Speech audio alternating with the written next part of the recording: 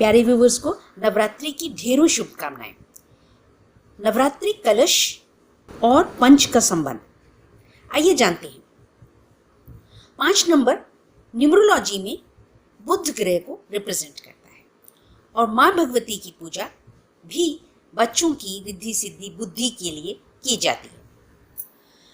कल कलश का जो मुहूर्त है वह सुबह में 6:30 बजे से 8 बजे तक और दोपहर में 11:30 बजे से 12:30 बजे तक।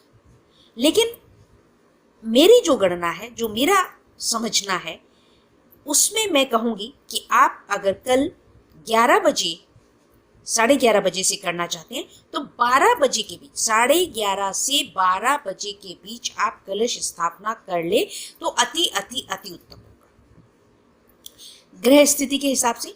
और दूसरी बात, कल बृहस्पतिवार का दिन है, 1:30 बजे से 1:15 बजे से राहु काल जो है शुरू हो जाता है।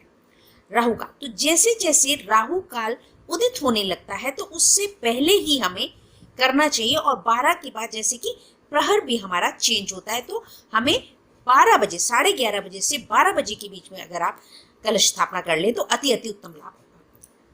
ये बात रही। अब आइए बात करते हैं कि कलश स्थापना में कलश में हम क्या क्या डाल सकते हैं, क्या क्या होना चाहिए। देखिए, कलश में सबसे महत्वपूर्ण चीज होती है पंच पल्लव, मतलब 5 जो है 5 पत्ते। अक्सर दोस्तों हमारी महिलाओं से गलती हो जाती है कि जब वो बेलपत्थर का पत्र लेती हैं तो उसको वो 3 पत्र मान लेती हैं। ये गलती आप बिल्कुल भी ना करें क्योंकि वह त्रिदल है, वो त्रिदल को ही एक दल माना जाता है, एक पत्र माना जाता है। अगर आप उसमें पंच पत्र में जब आप डाल रहे हैं तो एक पत्र अगर आप जिसमें कि 3 पत्तियां रहेंगी, अगर आप बेलपत्थर का डाल रहे हैं तो उसके अलावा आप 4 पत्ते और लीजिएगा। उसमें आम का ले लीजिए, अशोक का ले लीजिए, और भी कोई पत्र ले लीजिए। और अंदर जो है आप उसमें वो जो अंदर आप तुलसा जी का पत्र डालेंगे वो अलग होगा। अगर आप अंदर डालते हैं तो वो अलग होगा, लेकिन पंच पत्र जो उसके किनारे किनारे लगाए जाएंगे, जिसके बाद में आप उसे नारियल रखेंगे या उसको थाली ढक करके आप उसके ऊपर दिया रखेंगे। तो अगर आप नारियल रखते हैं उससे जो साइडों में जो लगाया जाता है कलश के, तो उसमें आप जो है अगर आप त्रिदल रख रहे हैं, एक बेलपत्र का पत्ता रख रहे हैं तो उसके साथ में 4 पत्ते और लगाइएगा, तब जाकर के ये जो है संपूर्ण पंचदल होगा। इस बात का विशेष ध्यान रखिएगा। महिलाएं गलती ये कर लेती हैं कि जो त्रिदल होता है, जैसे कि अशोक का है, आम का है, तुलसी के पत्ते हैं, बेलपत्र के पत्ते हैं, ये जो है आप उसमें यूज कर सकते हैं। और अगर कोई भी ऐसा पौधा आपको ना प्राप्त हो, बड़ का भी ले सकते हैं आप। अगर ऐसे नहीं प्राप्त होते हैं तो आप कोई भी 5 पत्ते, किसी भी पौधे के 5 पत्ते आप ले सकते हैं, लगा सकते हैं उसमें। लेकिन पंच पल्लव तो जैसे कहते हैं पंच पल्लव, पंच रत्न, पंच धातु और पंच जो है हमारे ड्राई फ्रूट्स, तो ये जो है पूजा में रखा जाता है। तो आपके लिए पंच रत्न डालना संभव ना हो, कोई बात नहीं। पंच धातु, ताकि 5 चीजों को बैलेंस कर सके, जिसमें कि कॉइन हो सकता है, आप लोहे के लिए आप कॉइन ले सकते हैं, मोती ले सकते हैं कलर के लिए। लेकिन ये संभव ना हो आपके लिए क्योंकि आई एम श्योर कि ये तैयारी नहीं हो पाई होगी और मुझसे भी ये थोड़ी वीडियो लेट आ रही है, लेट हो गई। तो आप देखिए, ऐसा करें कि सिंपल, कहते हैं ना कि सहज पके सो मीठा होए, आप सिंपल जल का जो है भर करके और उसमें पंच पल्लव डाल लें।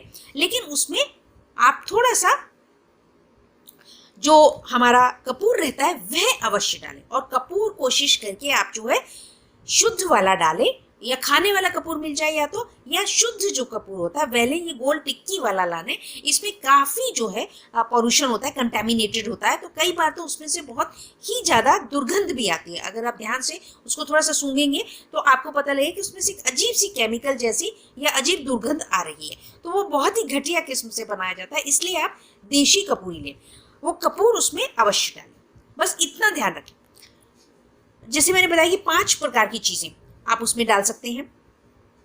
पंच धान्य डाल सकते हैं, उसमें जो है पीली वाली जो सरसों रहती है वह, मिश्री, और हमारी सुगंधि के लिए इत्र। इत्र बहुत आवश्यक होता है। अगर आप इत्र भी नहीं डाल पा रहे हैं, जो पूजा का इत्र होता है, इत्र भी अगर आप नहीं डाल पाते कोई बात नहीं, सब कम से कम कपूर, जल में कपूर और पंचपल्लव, इतना आप कलश में अवश्य लगाएं।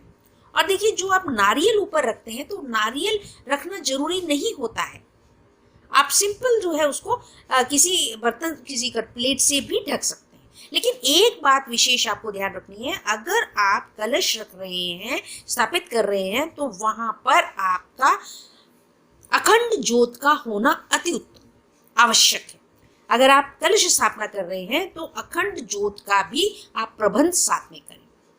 अब बात रही कि अगर कल नहीं हो पाता है कलश स्थापना, तो आप कब करेंगे, कब कर सकते हैं? आप तृतीया पे कर सकते हैं, लेकिन पंचमी पे मत करिए, पंचमी और षष्ठी, क्योंकि इस बार हमारे जो श्राद्ध थे वो 16 दिन के थे और जो नवरात्र हैं वह एक कम हुए हैं, तो वह 8 दिन के हैं। इसलिए जो षष्ठी तिथि है, पंचमी षष्ठी, वो वहां पे 6 हो रहा है, तो आप इसलिए पंचमी को नहीं करेंगे। प्रथम को कल कर सकते हैं, उसके बाद में प्रतिपदा को करिए, फिर उसके बाद में आप जो है तृतीया पे कर सकते हैं, और जो 3 दिन के लिए करना चाहते हैं तो वो सप्तमी पे कर सकते हैं कलश की स्थापना। लेकिन अगर आप जल डाल करके कलश की स्थापना कर रहे हैं तो आप उसमें ये कोशिश करें, अति उत्तम लाभ होगा तब कि आप अगर अखंड ज्योत भी साथ में स्थापित करें, तो उसका बहुत ही सुंदर। देखिए, अब समय के हिसाब से रहता है कि कई लोग साधनाओं, विशेष साधनाओं के लिए जो है कलश स्थापना करते हैं, और कई लोग साधारणतः वैसे ही घर, जैसे कि रीति रिवाज उनके यहाँ चला आ रहा है, तो वह स्थापना करते हैं और जो भी बोए जाते हैं। ये रहा पंच तत्वों का, कि पंच, हम उसमें पंच रत्न डालें, 5 तरह की हम उसमें दाने जो हैं डालें। तो दोस्तों, ये आप इसका विशेष ध्यान रखें, और इस समय में आप 11:30 बजे से 12 बजे के बीच में आप कर लें तो बहुत उत्तम होगा। उसके बाद में ज़्यादा डिले ना करें, ऐसा शुभ होगा। हालांकि मुहूर्त जो है वो 1 बजे के 10 मिनट तक भी है, लेकिन मैंने आपको बताया कि जैसे जैसे राहु काल बेला जो पास आने लगती है, तो उस समय में कलश स्थापना पहले ही कर लेना हमारे लिए अति उत्तम लाभकारी होगा। क्योंकि देखिए, जो भी कार्य हम कर रहे हैं, हम बहुत सुंदर और मैक्सिमम शुद्धता प्राप्त करने के लिए कर रहे हैं। क्योंकि आप देखिए कि 2 बार हमारे नवरात्र आते हैं, विदित जो हम करते हैं, इसमें पूजा अर्चना जो हमारे द्वारा की जाती है, घर गृहस्थियों द्वारा की जाती है, वह एक अभी और फिर एक चैत्र नवरात्र, तो साल में 2 बार आते हैं। तो अब फिर इसके बाद में 6 महीने बाद आएंगे। तो इसलिए अगर हम कोई कार्य कर रहे हैं तो उसमें हम और ज़्यादा उत्तमता अगर मिला लें तो बहुत अच्छा होगा। हम जितनी ज़्यादा उसमें डूज एंड डोंट्स की जो है हेल्प ले लें तो हमें बहुत शुभकारी उसका लाभ प्राप्त होगा। तो इस प्रकार से दोस्तों, ये प्रस्तुति आप इसका लाभ उठाएं, ज़्यादा से ज़्यादा वीडियो को ज़्यादा से ज़्यादा शेयर करें, और मेरे चैनल सब्सक्राइब नहीं किया है तो प्लीज़ सब्सक्राइब कर लें। Thank you very much for watching the video.